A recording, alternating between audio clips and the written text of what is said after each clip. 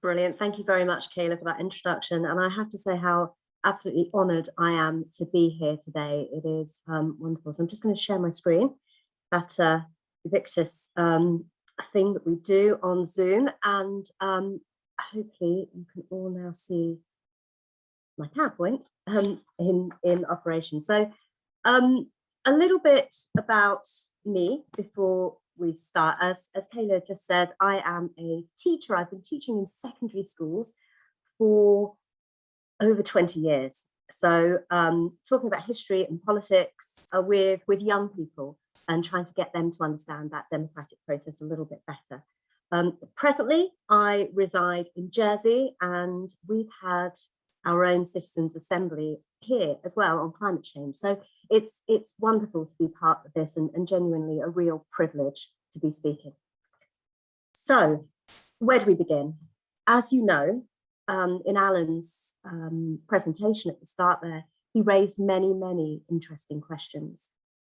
And there is no single right answer to the question, what is democracy?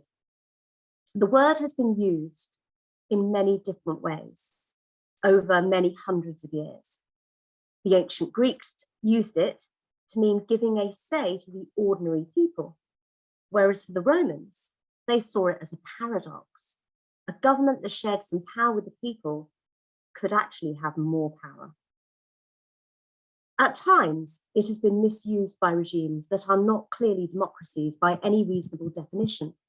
Take, for example, the German Democratic Republic, or as we might know it better, East Germany.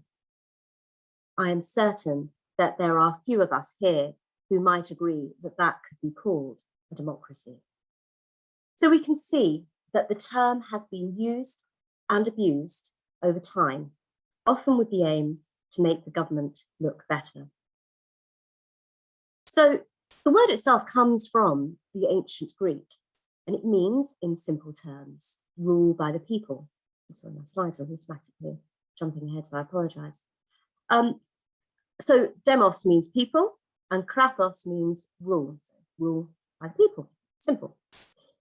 However, over centuries and through changes that have taken place over time and across different societies, several core ideas have emerged. These lie at the heart of how we view democracy today. The first of these is the idea that rulers cannot do whatever they want to do. King John here on my screen is sitting here about to sign a document. Now he did just that. He did whatever he wanted to. He ordered people around, even kidnapping their wives and families, so that they would support him. The barons, those are the people standing around him at this table, they got fed up and they forced him to sign a set of rules, the first of their kind, Magna Carta, or the Great Charter in Latin. From this point onwards, and increasingly so as time progressed, rulers have to follow rules that are agreed between them and the people. This contract between the rulers and the ruled ensures that those in charge are accountable and or answerable to the people, and cannot simply arrest you or demand all your money without good reason. Right. The second point is that everyone gets a say in deciding what those rules are. In the past, very few people, mainly the richest men, could be involved. Think back to that last slide with the barons standing around. You didn't see any women or young people or peasants standing around. This was because those people were the wealthiest, and they were the ones who it was believed were the only ones who deserved a right to have a say. But as time has gone by, this has changed. Today, all men and women, even young people, can be involved in voting and making up those rules, and even standing as MPs. It's not just a small elite anymore. In Scotland and Wales even, 16 and 17-year-olds can vote and participate in politics. The third point, or finally, for everyone to have a fair say, democracy requires certain elements. These include free expression, transparency or public sharing of information, a free media, and a range of political parties to choose from. Now, this leads us to this today, and democracy looks like this. If we go back to the very first slide that we looked at, we will recall King John standing there, who had lots of power. Today, the monarch has very little power because of Magna Carta and other documents that have been signed. Where power really lies is with Parliament, and Parliament controls, it's elected by voters, all of us over 18, at general elections. Whoever wins the most votes in a constituency or area is the person who represents the area as the MP or Member of Parliament and takes a seat in the House of Commons.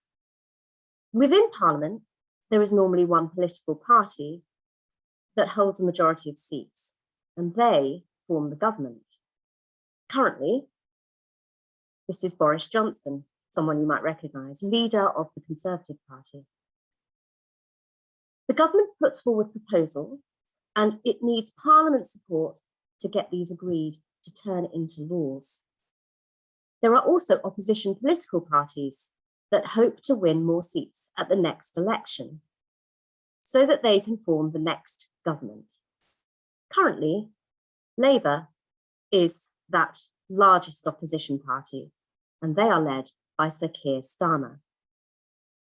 Some of you may think political parties are a waste of time, but if we didn't have them, think how difficult it would be to decide who to vote for, and how would MPs organise themselves in the Houses of Parliament.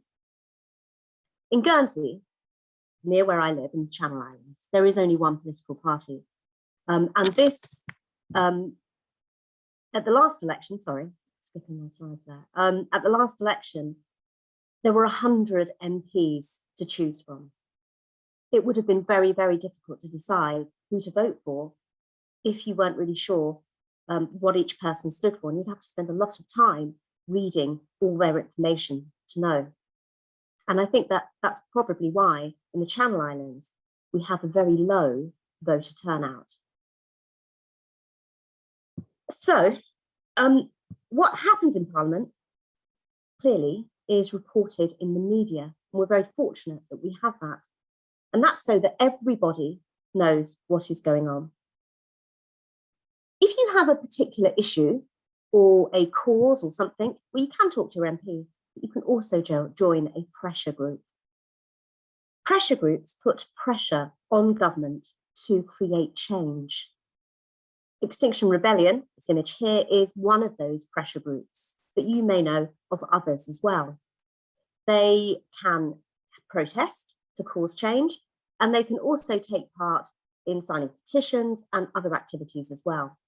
Trade unions are also a form of pressure group, and they support their members to get the changes that they want to. Finally, all of this happens at different levels. I have described the UK Parliament and government, but there are also parliaments in Scotland and assemblies in Wales and Northern Ireland. And there are also mayors and local assemblies across the country. At all of these levels, power is shared, and they each play a role in how the country is run. So finally, some features of democracy. Now, it's important to note that we have discussed different elements of democracy today. There are many of these, and different people have different ideas about what are the most important.